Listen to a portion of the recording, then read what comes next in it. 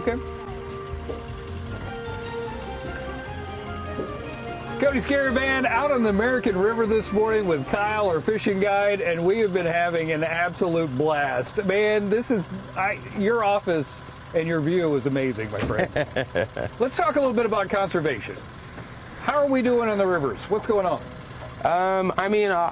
To be honest with you guys, the water management, I'll touch on salmon specifically just because they're closed, and they were closed last year as well, which is really unfortunate. Because like for me and a lot of guides, it's a really big money maker for us. It keeps us in business because it's also something you can fish for, 6 months out of the year. Which is really nice. Normally it opens up like June 16th and you can fish for them all the way through, basically the end of December. And so my point is with that, it would be nice to see like a hatchery go into place on the Sacramento River, just because the main stem right now is really lacking a lot of fish.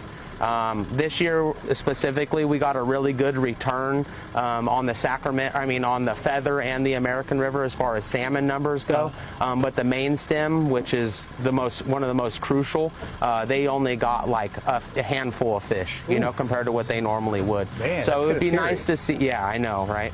It would be nice to see a hatchery go into place. It'd be nice to see better water practices go into place.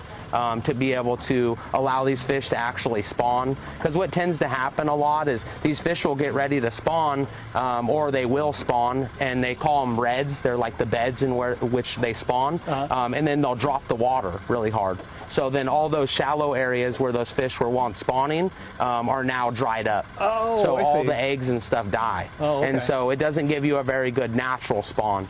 And that's kind of the reason why truly I would like to see another hatchery go into place. Because if we did have that, we were able to, like a state-of-the-art one too, because a lot of the hatcheries now are, so outdated compared to all the new technology that we have nowadays, chillers, all kinds of stuff to allow these fish to really prosper. That is kind of frightening, that low number that you were talking about. Yeah. What about like right here? This is so pristine. We're just right next to a city. We're right there. Yeah. I find that fishermen are very good about cleaning up and everything. You guys, wherever you go, you're cleaning up, right? Definitely, yeah. That's kind of the goal. Even when I'm out with friends or clients, sometimes the whole backside of my bed the backside of my boat ends up being full of trash, because as we go down the river, we'll just pick it up, because that's the last thing we want to see out here is a bunch of trash littered everywhere. And I always tell people, hey, you pack it in, pack it out. It's just a good practice.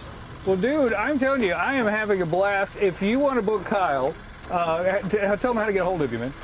So you can reach me. I have multiple platforms, Facebook, Instagram. I have a website. It's bitemebaits.net. You can also give me a call. My phone number is 916-757-3455. So feel free to reach out to me on any of those. Email as well. All my information's on the website, bitemebaits.net. You can contact me there. Yeah, let me know if you guys want to get out and do some fishing. Fantastic. I cannot recommend it more, man. This has been a blast. Coming up next hour, he's actually going to give you some tips. If you're thinking about going fishing for the first time, he's going to save you some time and money, quite honestly, with these tips. Back to you guys. I'm in, Cody. Thank you, Cody.